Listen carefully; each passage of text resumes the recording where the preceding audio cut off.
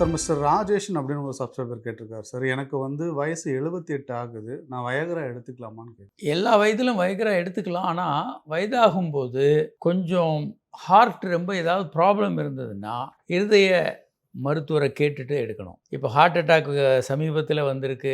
ஒரு 50 வயதுக்காரர் கூட heart attack வந்து 2 மாதம் தான் ஆகுது.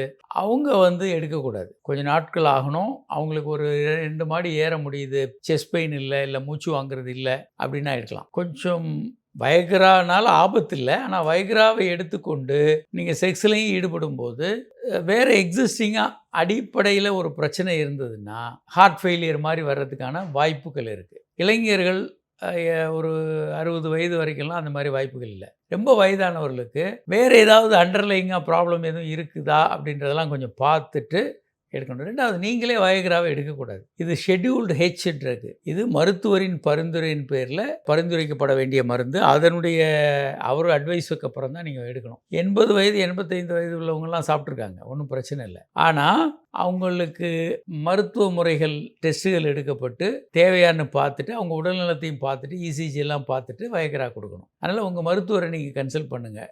பாலியல் மருத்துவரை கன்சல்ட் பண்ணுங்கள்.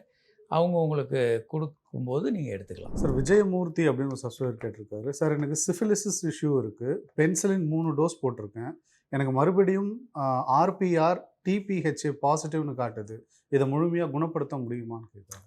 பொதுவாக பெனிசிலின் டோஸு எடுத்துட்டீங்க 3 முறை அப்படின்னா அந்த நோய் கிட்டத்தட்ட போயிடும். ஆனால் விடிஆர்எல் இந்த மாதிரியான சிம்டம்ஸு உங்களுக்கு இந்த பிளட் டெஸ்ட் எல்லாம் எடுக்கும்போது சில நேரம் பாசிட்டிவாக காட்டும்.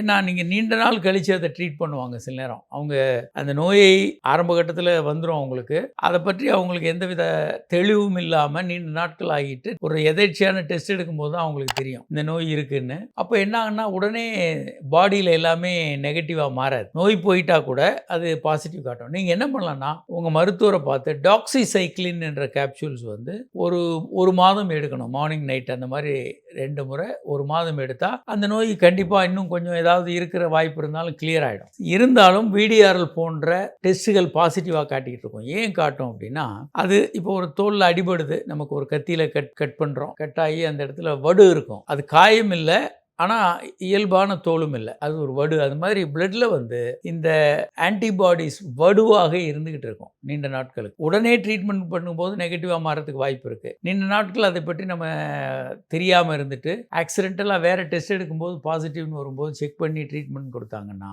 உடனடியாக நெகட்டிவ்னு வராது. நோய் உங்களுக்கு போயிட்டா கூட நீங்கள் இன்னொருட உறவு இருக்கும்போது அவங்களுக்கு தொற்று வராது.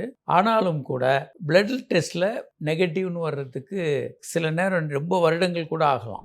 சார் பரந்தாமன் அப்படின்னு சொல்லி சப்ஸ்கிரைபர் கேட்டிருக்காரு. சார் ஃபர்ஸ்ட் நைட்டில் இன்டர்கோர்ஸ் பண்ணும்போது ரொம்ப வலியாக இருக்குன்னு ஒய்ஃப் சொல்கிறாங்க. ஃபர்ஸ்ட் நைட்டை வந்து வலி இல்லாமல் பண்ணுறதுக்கு ஏதாவது வழி இருக்கா?